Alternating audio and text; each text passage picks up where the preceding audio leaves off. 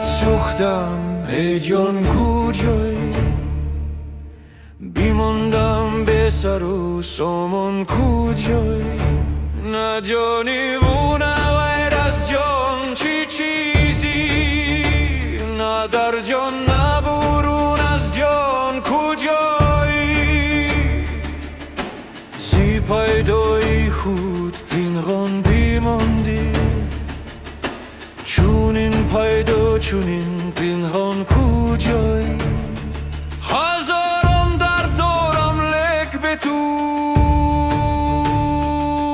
ندارد دردی من درمان کجایی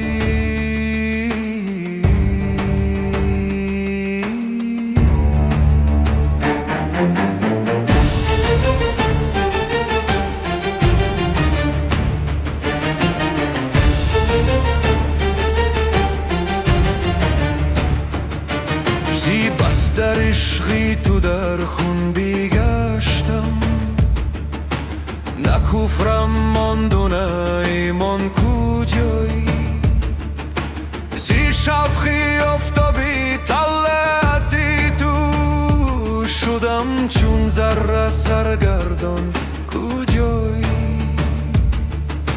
چونان دل تنگ شد عطار به تو شد بر وی جرهان زندان کجایی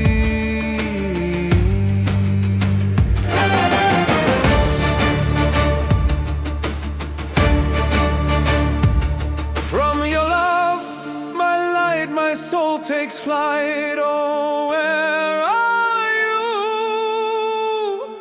I'm lost and with no guiding sight. Oh, where are you?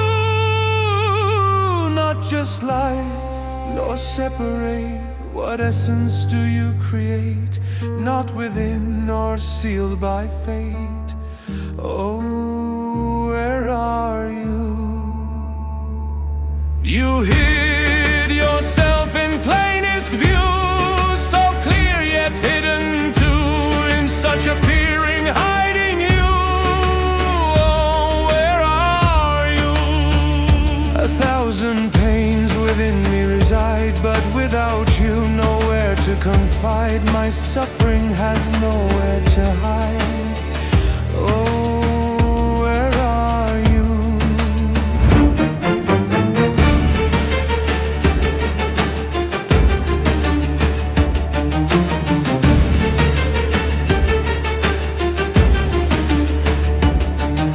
So deep in your love's blood I've drowned. No faith nor disbelief is found on love's strange shifting ground. Oh, where are you? By the sun of your bright face I spin a dust mote in this space, lost in your radiant grace. Oh, where are you? So heavy grows Attar's heart without you. World's a prison start, torn cruelly far apart.